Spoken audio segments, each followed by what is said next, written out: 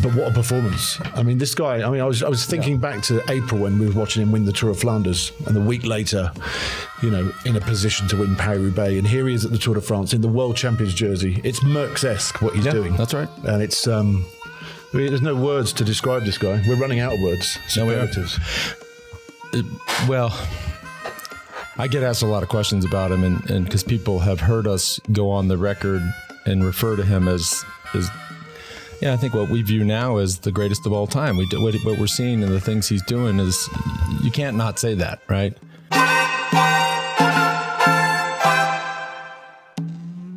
We are back. Welcome back to the Move podcast. Lance Armstrong, joined by Sir Bradley Wiggins and Mr. George Baldoni. Hincapie. I'm not sure where you're getting that, but if there was ever a time, I think Baldoni's a guy. Who was that? No, last night there was a lady calling. She said she thought you were somebody else. Oh yeah, I get that a lot from that. As a friend of mine, actually, I get that a lot. I knew exactly who she was talking about. And as I told you last night, it just pays to be nice to people. You know, random people come up. It's nice to be nice to people. Team, y'all hear that? He's telling me that. Anyways, we are talking about stage 4, as is the case each and every day. Today's show brought to you by Ketone IQ. Alain, what happened here on stage 4? Stage 4, from Amiens Métropole to Rouen. From Amiens Métropole to Rouen. Exceptional performance by I know this sounds like a podcast you might have heard before, but it's not. I mean, Tadej Pogačar, his 100th career pro win. Officially, and it just depends how you want to look at these things, the second quickest to 100 pro wins. The great Eddie Merckx got to 100 pro wins at the age of 25. Tadej Pogačar is 26. Got some other stats for us. Peter Sagan got to 100 at the age of 27. Mark Cavendish at the age of 27. Andre Greipel, the age of 31. Tom Boonen, 31. Pitaki, 32. Robbie McEwen, 35. Alejandro Valverde, 36. Pretty exceptional. And he animated the race. I mean, it was fun to watch. We're going to get into all that. Before we do, today's show brought to you by Zwift, as has been the case early on in this tour. You just never know what is going to happen. I do want to talk later about the route that ASO has picked. Hats off. This has been exciting to watch. But what you don't want are training surprises. Zwift-ready trainers plus the new Zwift Cog and Click make your setup rock solid. Zwift Cog is a one-gear cassette, so all you do is click the wireless shifter to feel the change and resistance. Zwift's fitness trainer and tracker takes care of the rest, keeping you focused and on target every ride with their thousands of workouts, training plans, and community rides. Here's the other thing. You can use any bike, and it still feels like you're on a top-end smart trainer. We even got our cruiser bikes on the different Zwift-ready trainers. So simple, and no need to remove your cassette. You heard that right. No need to remove your cassette. Zwift-ready trainers start at just $299, meaning anyone can jump into world-class indoor training without breaking the bank. No excuses. Just ride. Let's ride. Also today brought to you by Roka. Roka has completely reinvented eyewear. George, where are they? Okay, they're not far. I mean, always close. Always close. They have completely reinvented eyewear. Glasses optimized for performance. By the way, too, their prescription glasses have the exact same technology as their performance sunglasses. And for those that have been tracking our use of Roka over the years, just FYI, my reader strength has stabilized. The last few years, I've been 2.0. I'm proud of that. Unbelievably lightweight, the best optics on the market. They never slip, no matter how bad you sweat. They're also working with the Special Forces. Hand-built to order in my hometown of Austin, Texas. For once, you don't have to compromise on performance or style. And the way they build them, you can pick anything you like and know that they work for marathons, workouts, trail running, high rocks, whatever you're into. Move listeners get 20% off. Just go to Roka, R-O-K-A, Roka.com. Enter the code THEMOVE at checkout. Roka.com. Last one here for a bit. My old friends right over the mountain, right over the hill. Steamboat Springs. Folks over at Honey Stinger. I love this brand. I've had a relationship with them since 2008. Bradley, you were not on the team or around us at the time, but we used to always eat these janky Stroop waffles when we would race. You just go down to the store, buy at the grocery store in Europe. And then I strike up this relationship with Honey Stinger. I said, we need our own Stroop waffle.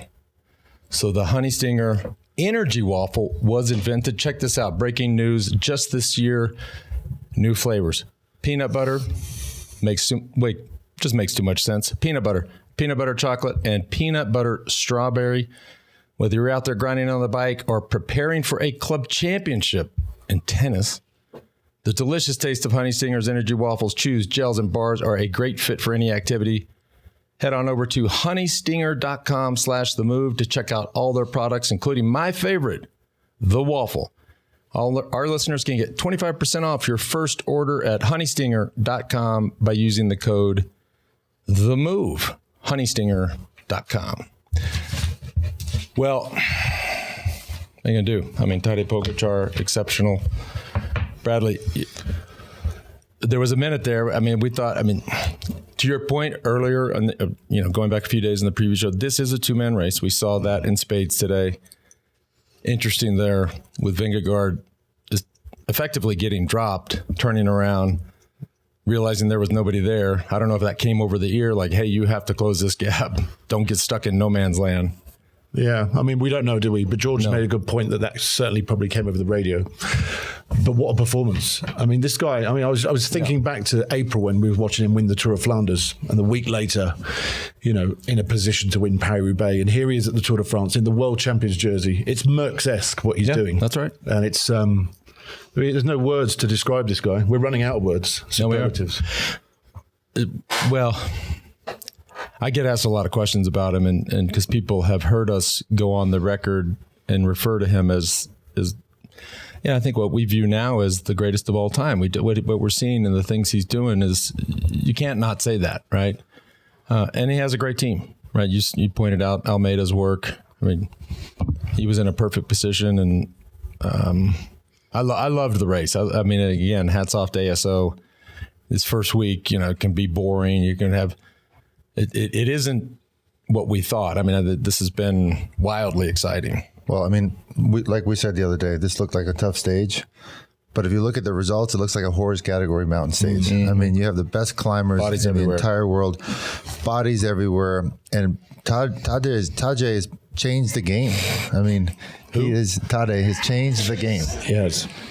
In the way these people race. The level has gotten so high that only the best climbers in the world are able to follow that pace. We saw what UAE was doing. We saw what Wiesma was doing. There was just a battle, like a mental battle between teams trying to establish the dominance. And you know what? Of course, Tadej won the race today, but it was pretty close in terms of, their hitters doing the work for each other. Super exciting stage. The breakaway early on was some of the best breakaway artists in the entire world. This is not a Pannekuchen breakaway. These guys are stage winners. You only see these guys in the breakaway on a tough day like today when it's really, really hard to make the breakaway. So it made it for just an incredible race day. Mateo Jorgensen going for the win there. I love seeing that. America, baby. He's up there. Super exciting. A great, great stage. Within the first 30 guys, you had 9 different time splits. Yep. In stage 4 of the Tour de France. Well, even that, you see Remco lose 3 seconds at the end when he made the first group. That's an indication of how hard that actually was. A guy like that would never give up 3 seconds. It was just everybody was on the limit. Spencer threw out this crazy stats of today. 10 watts per kilo for the last 2 minutes of that race after such a hard day. 650 watts for Tadej. Unbelievable. 2,824 VAM. Come on. For 2 minutes almost. This is ridiculous. The guys who've won the Tour de France in under 5 years ago, they're looking at these numbers going, what the hell? Them winning the Tour de France can't touch these numbers anymore. Right. And this is like 5 to 6 years ago. Mm-hmm. So not such a long time ago. They cannot even come close to these numbers. And that's despite the effort he made on the previous climb as well. Correct. Yeah. I'm sure Spencer will throw us those numbers Incredible. As well. The level is just extremely, extremely high. We had this conversation yesterday. It wasn't that long ago when Egan Bernal won the Tour de France, and he was a young rider, and he was so dominant. And we all sat around and said, well, I don't know what everybody else is going to do for a few years, but get used to this. Yeah. And in a conversation you had with Bernal at his ride last November, of course, he's had the crash. He's, had all the difficulties in and around coming back from a crash like that. But he told you, he is stronger than ever. We see this a lot. Vingegaard says the same stuff. This is just a moment in time when you have somebody that's that exceptional. Just to put it in perspective, and not only Bernal, but other guys that have won the Tour de France are saying that some of the numbers they're seeing these guys do for 40 minutes, at their best, they might have been able to do it for 10 minutes on a climb. At their very best, winning the Tour de France. Now they're doing this for 30, 40 minutes longer than they ever did. It's kind of hard to imagine, but it's wild. The level has just gotten crazy, crazy high. Feels kind of nice just sitting here in Aspen, Colorado, doesn't it? Yeah, I know. Don't have to deal with road furniture. Don't have to deal with guys doing 2,800 VAM in the final with teams. I do have to deal with you waking up cranky every morning, yelling at me, not making the coffee anymore. I know it's been changing the whole game on me. So there's stresses that we have to deal with internally at the WEDÖ, the Move team. All my people over here, the frat house. We all know what we have to go through with him, but I admit, you're right. It's a lot easier than the Tour de France. I admit I have been slipping. I will remedy that starting tomorrow morning. Yeah, I want to go through. I think that moment is very significant. What we saw with Jonas, when all of a sudden we start jumping up, screaming, going, "Oh no, he's getting dropped." Why? Even though he might have been able to come back with Remco and these guys, most likely would have come back. The mental loss that would have implied. I'm sure the director was like, you cannot let him go. There's less than 100 meters to go to the top. I don't care how bad you're hurting. You can do that final little 3, 4, 5 second sprint to not lose that mental battle. That was huge. It was a very impactful moment in the Tour so far. And I'm glad he was able to sprint back on, because I thought if he rode away there, it could be finito for the Tour. The interesting thing too, and you, as an observer of the race, and for those who watch the race and ride enough to know what percentages mean, and of course it helps to live in a place that has steeper climbs. That last pitch, we're not talking about a little section of 15%. It was probably a minimum of 600 meters at 15% to see. Like, listen, if the three of us went out and rode a 600 meter section of 15%, we would look like we're on life support. 800 meters at 12%. They made it's insane. It's a different sport. And they obviously planned it as well, because the effort that UAE put in before that climb, we said that they were really going with Almeida and everyone. It's a big commitment, that, and I think it's the first cards laid in this Tour de France as to what we're going to see for the next couple of weeks. And rolls right into tomorrow's time trial, which we'll save to the end of the second half of the show, because where this all stacks out with the general classification starting position for tomorrow, I think it's super important. We'll kind of use some data points from the Dauphiné, which was the last significant run up to this tour, which had all the big three in it. This is Tadej Pogačar sitting right where he wants to be. I'd say the head-to-head battle between UAE and Visma was close. Obviously, Tadej won the stage. Almeida was MVP of the stage. The pull he took on the second to last climb, still finishing in the first group, not losing any time, where we saw Remco lose time. But on the other side, Matteo Jorgensen, super strong, was right there.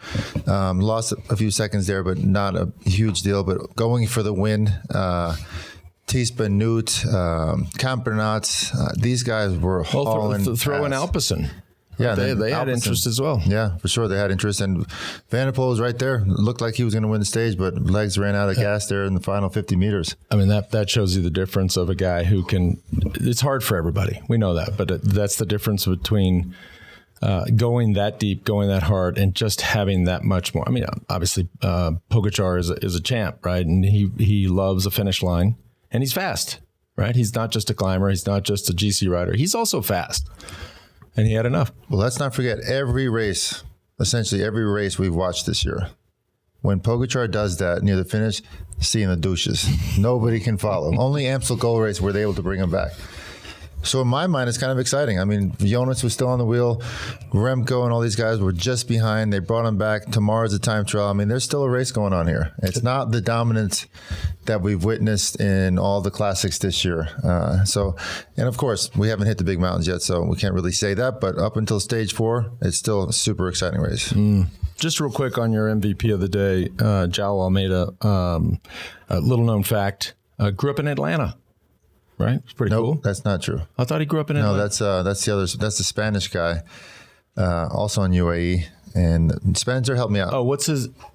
Juan Ayuso grew up in Atlanta. Ayuso grew up in Atlanta. João Almeida grew up in Portugal, a little bit different. Portugal than Atlanta. Spencer, speaking of Spencer, he would tell you, and I agree with Spencer that Almeida is the 3rd best stage racer in the world.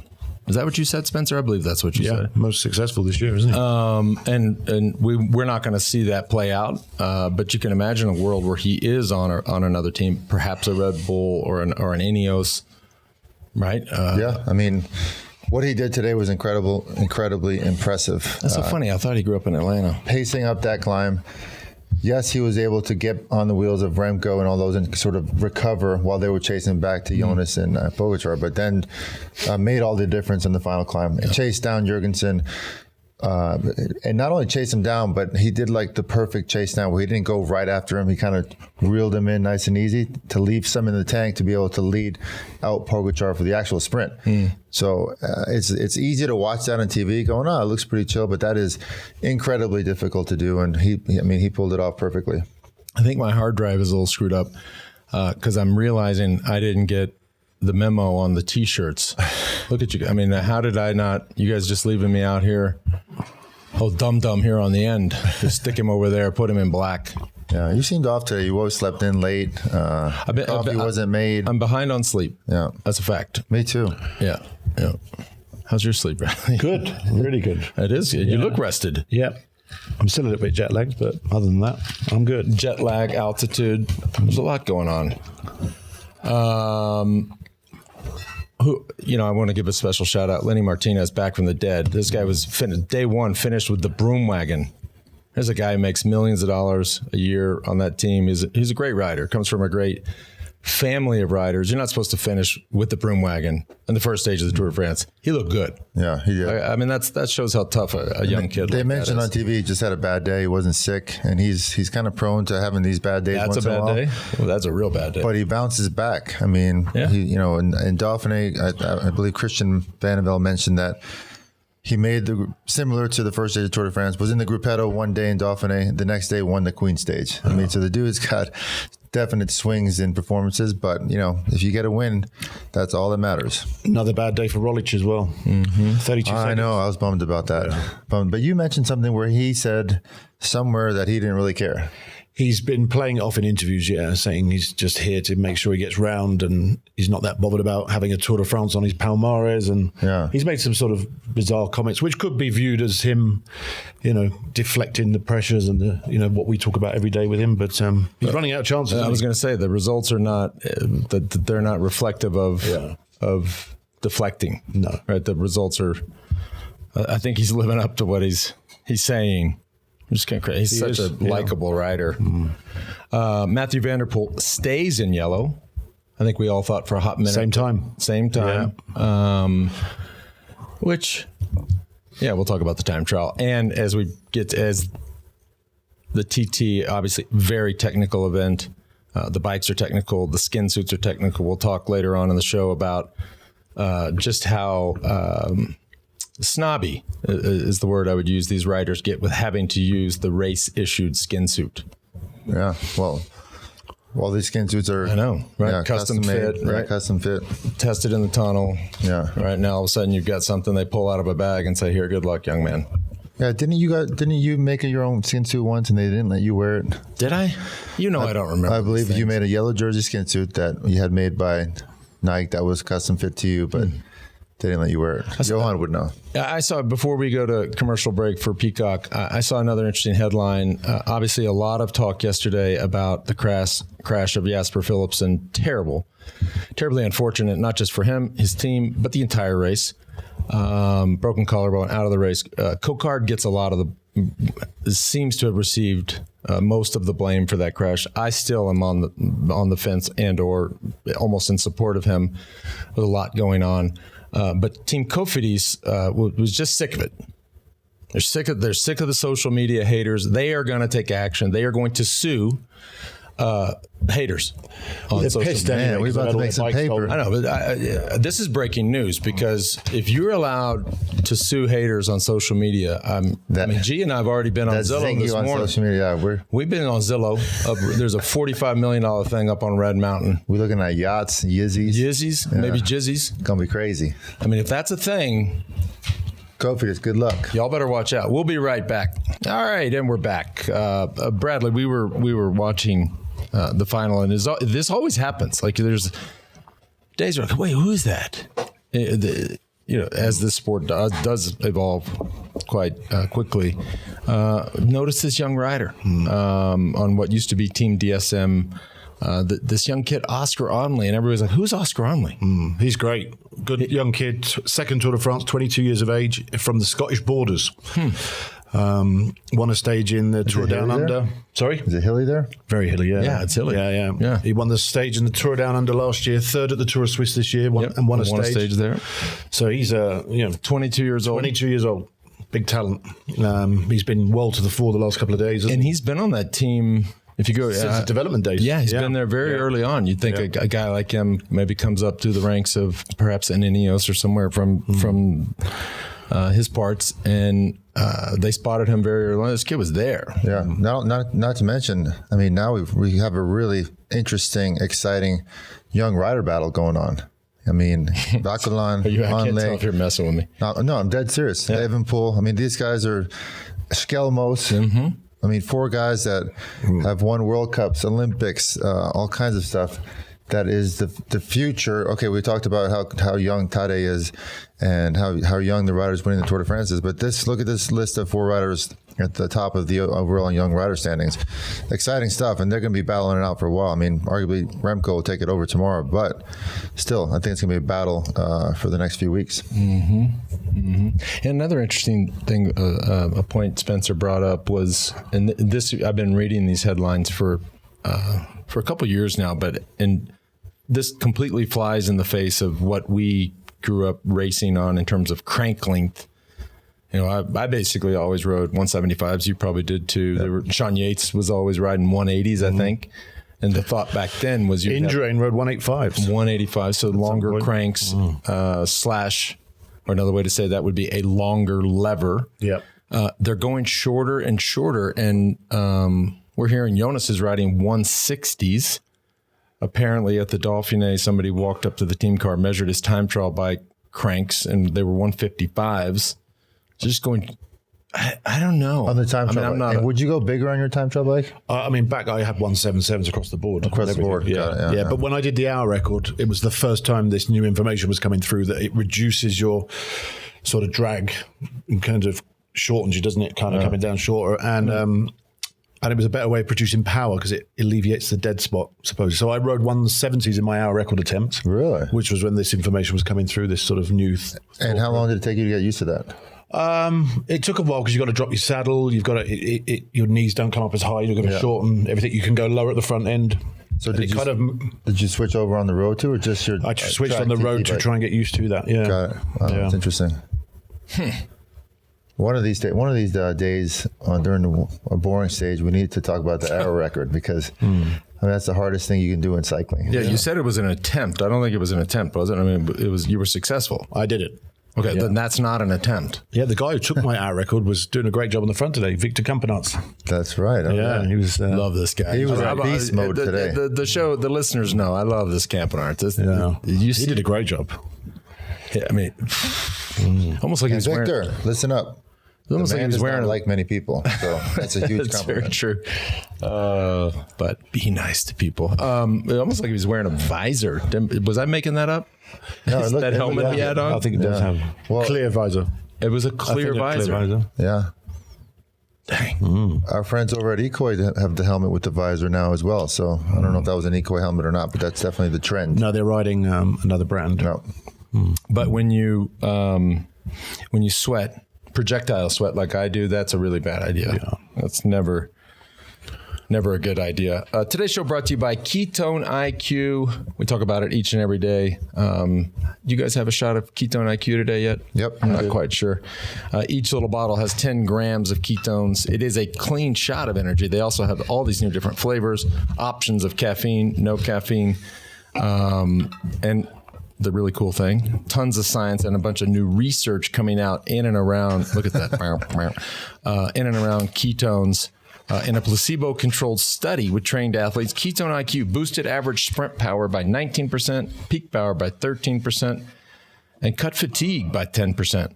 They also recently teamed up with Team Visma Lisa Bike to also study recovery and high-altitude adaptation, which is a good thing and a good reason for you to take that shot right now. Key findings: improved blood flow, higher muscle oxygenation, and better endurance/stamina. Take your shot. Get 30% off your subscription, plus a free gift with your second shipment at ketone.com/themove. Last one of the day, today's partner, also Square. A little bit like George. Wiggo and I. Wow. Wiggo and I, not Square. George, Square. By the way, before we talk about Square, I think, and George we did touch on this yesterday, got suckered into buying one of these hats in Aspen. You go and walk around Aspen, and there's this store that sells these hats, and homeboy walked in the other day with a hat. And I said, "Oh, don't you got? You want me to wear it tomorrow? You got his name. Y'all write in. See if you want to see it. I'll wear it. Yes or no on Baldoni's hat. But it got suckered. I think it's sushi. Just like all the other bachelorette parties. Which, by the way, okay, I mentioned the other day. I would love for you to just say 3 nice things to me every day moving forward. Just something nice I did. You ready? Okay, go. Okay, number 1. Thanks for making the coffee this morning. Okay, 1. Y'all heard it. I don't have to think that hard. Come on, help me, Bradley. Help me out here. The other thing I did, which you criticized, the toilet this morning, wasn't it? Who was that? That was him. The other thing which I did, and then you criticized the way I did it. What? I packed our bikes to go to the studio. Because we're going to ride straight from the show here, and we had to put the bikes in the car. I went out. Well, first of all, I went outside, and the back of my car was open. I was like, that's weird. Did I leave the back open? And I was like, no, surely he didn't pack the bikes. And I walked around and I looked inside. Well, packing would be a generous way of describing it. It's more like he chunked them in the back of the car. I had the wheel bag separating. I thought I did a good job. I was just trying to expedite our departure. All right. Number 2. Thanks for packing the bikes. You're welcome. Okay. That's it. I only got 2. Also today brought to you by Square. Today's episode is supported by Square. From point of sale systems and payments to inventory and customer tools, Square brings everything together in one simple platform so you can stay organized, sell anywhere, and keep things moving, whether you're running a bike shop, a coffee shop, or a restaurant, or even a cowboy hat store with fools like George walking in. It's actually a really cool store. I shouldn't say that. You did compliment me on the hat. It's a dope hat. And listeners, viewers, whatever, vote on whether or not G should wear the hat tomorrow. Back to Square. Oh, no. You can even set up an online store. Square supports all major credit cards and payment methods, including contactless options like Apple Pay and Google Pay. So checkout is fast and easy. Square keeps us up so you don't have to slow down. Get everything you need to run and grow your business without any long-term commitments. And why wait? Right now, you can get up to $200 off Square hardware at square.com/go/themove. That's square.com/go/themove. Let's talk about the time trial. Longer. It's Wiggo. You said it days ago in the preview show, talking about how it's a long time trial. I still cannot get my head around defining a 33-kilometer time trial as long. Was long for the current era. But for this era, I'm not. I completely agree. I also disagree. I think that they should have. To think that we're going to do a throwback and have 100 kilometers of individual time trialing, I get it. We're not going to do that. But in a sport like this and in an event like this, might you have 150-kilometer time trial? I think we should. Yeah, that was super common back in our day, 50, 60 we had 250s. Yeah.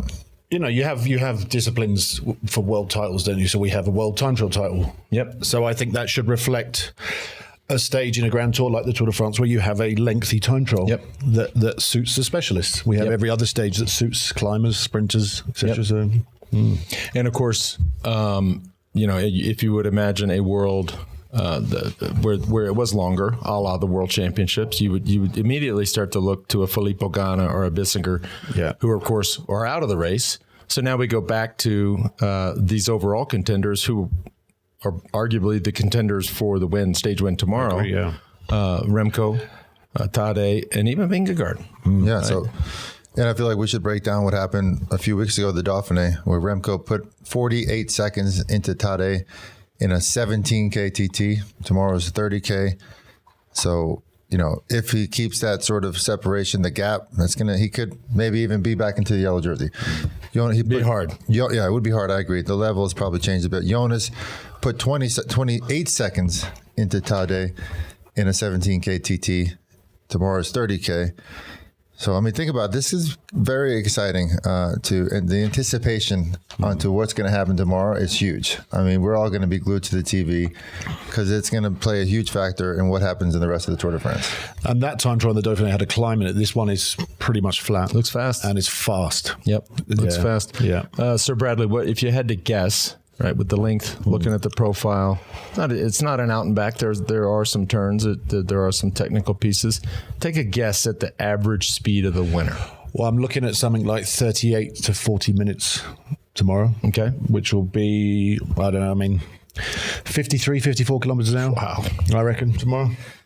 Oof. Yeah. That is moving. Yeah, that is moving. Remco lost 3 seconds today, but he looked good. I mean, he was right up there with those guys. But mentally, single-handedly this is a terrible way to run into an event. It is, but he has confidence in the time trial.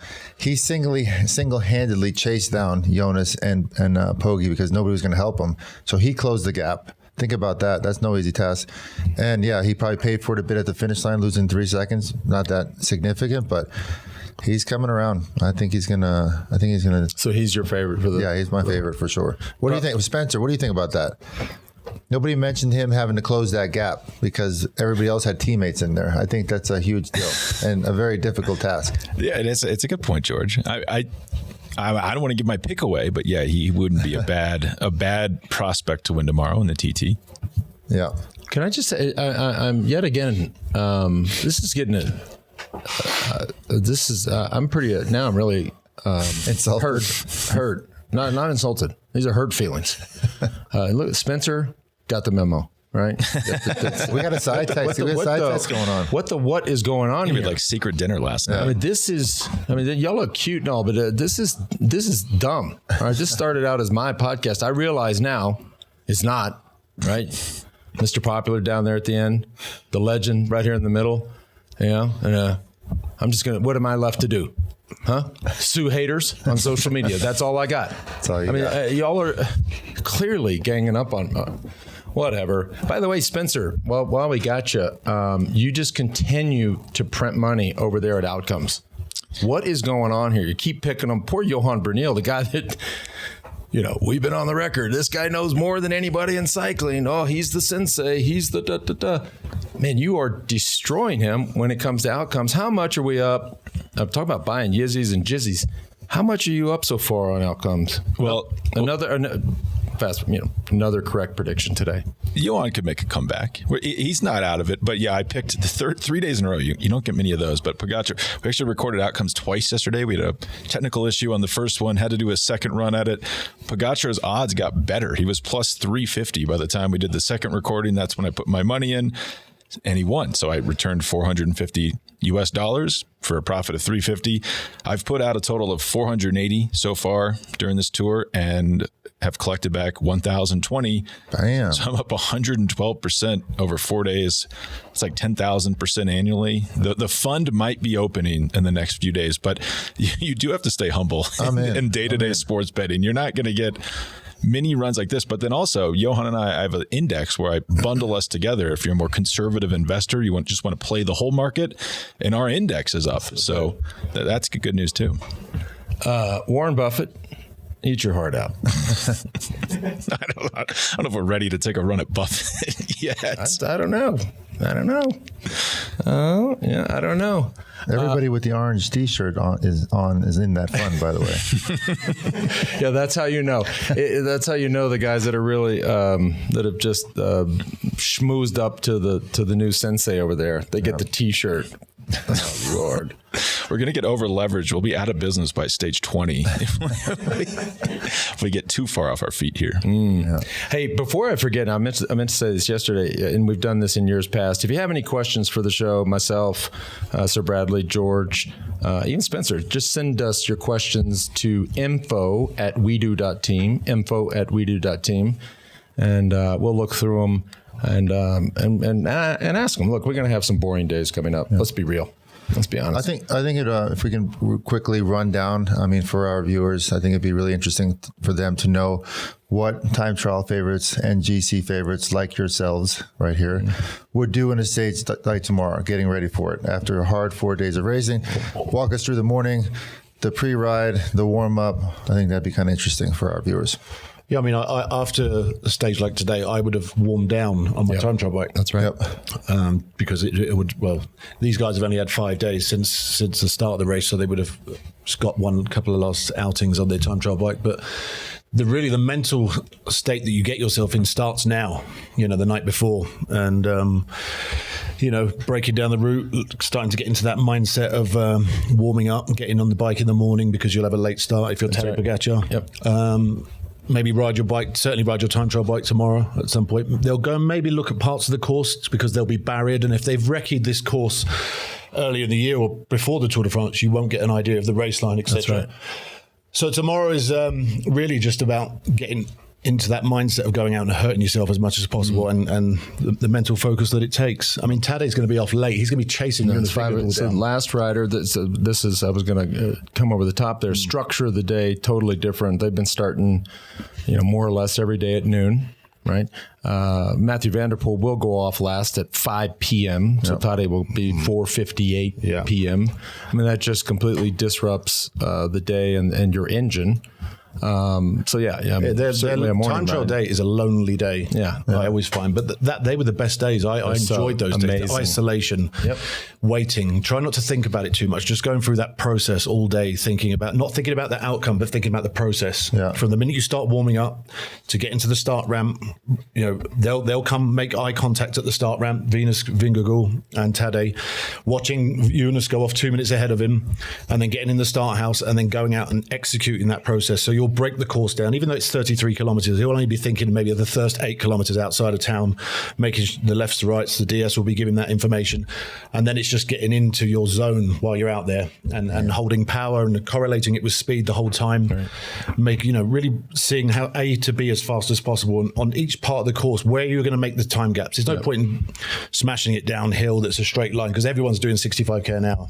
So it's really dissecting where you're going to make those time gains, and Tadej is one of the best in the world at the Tour de France. And were you watching your watts during the TT? Always watts correlated with speed. Correlated with speed. Okay. And then so how would you judge the pace, like on a climb when you had a downhill coming?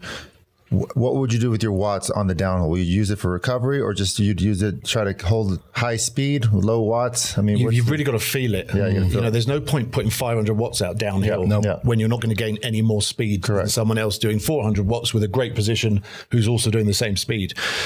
There's no real climbs on here, so it's really just a case of it's sitting on that high end of threshold really, and any small incline, if it's 1%, 2% at certain weights, that's where you've got to maximize your outcome. And that's what's the difference between makes a good time trial and someone who's got the power but doesn't really get it out in time trials. I got one more question. I'm like nerding out on this TT stuff. I think it's super interesting. Also talk about how much more refined the warm-up has gotten, the actual warm-up. Right. It went back in the day, we'd jump on, maybe ride in the morning, then jump on the train and ride for like an hour, do some spin up. Now it's like the timing is absolutely timed out. Well, that's exactly it. Why would you ride for an hour before a time trial? Because the clue's in the name. It's a warm up.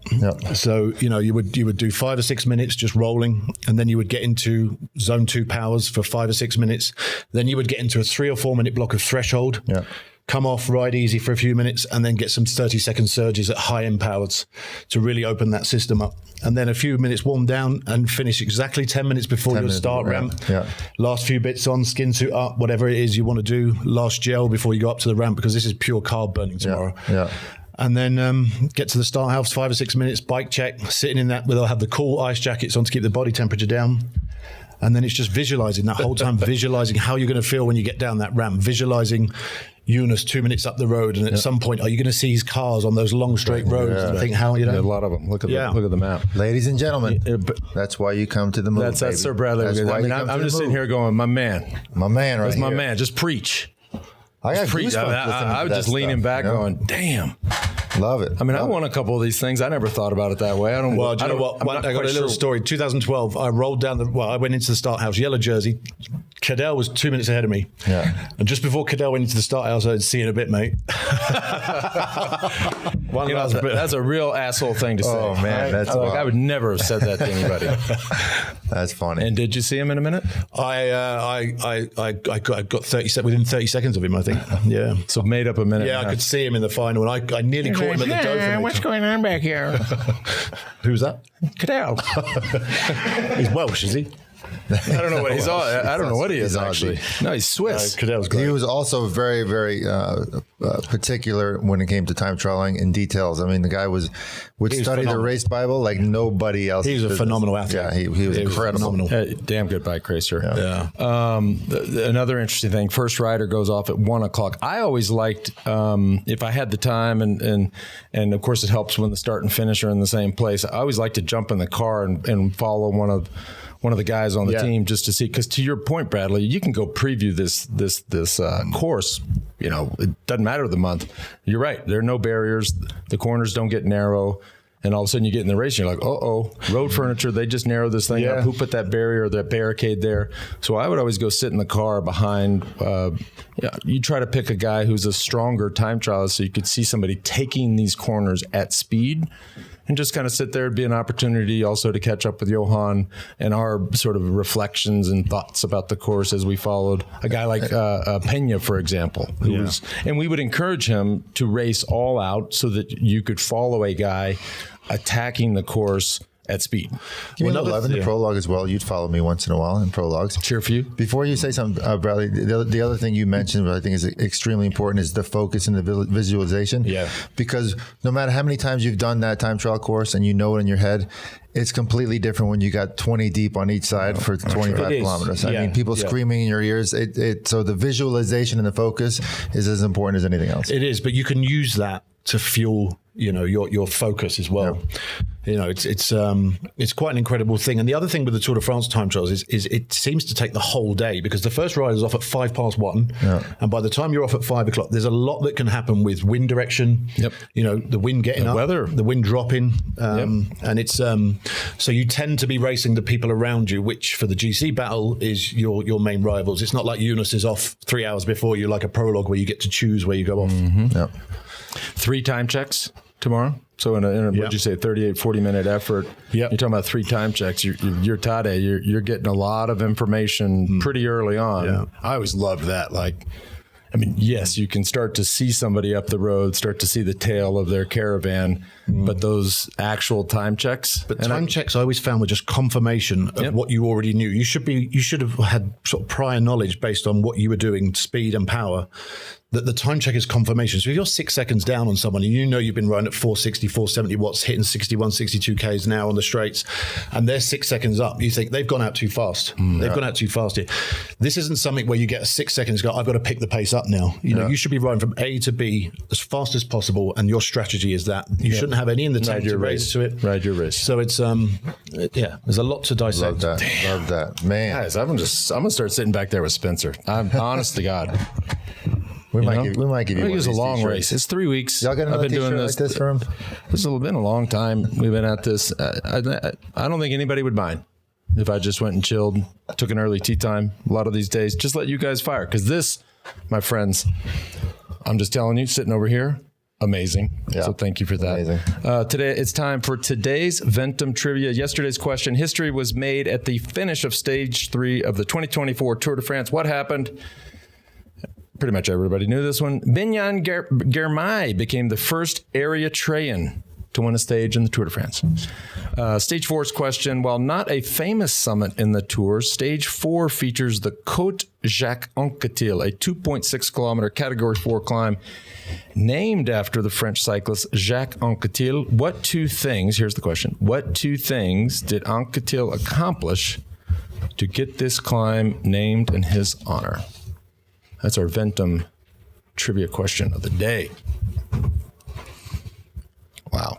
I'm still sort of speechless. I love I was seriously nerd. I don't nerd out about bikes. Ever. Nothing gets me interested. No, I shouldn't say that. That was interesting. Yesterday, this talk of, breaking down the lead outs for Cab, the way his little quirks and his intricacies and the cues. Man, I was on the edge of my seat. I just got it again today. Yeah, so did I. Damn. All right, what else do we have to talk about? I think we're good. We're done. Time to go for a bike ride. Ended on a high. Yeah, that was amazing. All right, everybody. Thank you so much for tuning in. We will see you tomorrow. See how this all plays out. What happens, right? Can Remco win the stage? Well, I think he's on his heels. I do. I think if I were, sitting on a show with Johan and Spencer over there at Outcomes, I think Tadej Pogačar wins this time, Trell. But... And if you invest in the Spencer and Johan Outcome show, you get a T-shirt with an orange logo. Remember that. Do you know what? I'm going to go with Jonas tomorrow. I don't hate that pick. That would be Jonas. Ooh, I like that. Jonas is going to spice this GC up. For the dynamic of the race, for the drama, for the interest. That would be incredible. Yeah. I mean, then, right now, Momentum has switched his address, Mr. Momentum. And let's be honest. Jonas Vingegaard got dropped today. He did. He looked back. He could not hold the wheel. Now he got back. I get it. No, he couldn't. He couldn't hold the wheel of Tadej. I'm just telling you, he is thinking about that. Certainty. He's thinking about it right now. I promise you. Yeah. Right? That's not supposed to happen in his world. That would be a real disruption to this race, which is amazing. So, all right, everybody. Thanks for tuning in. We'll see you tomorrow.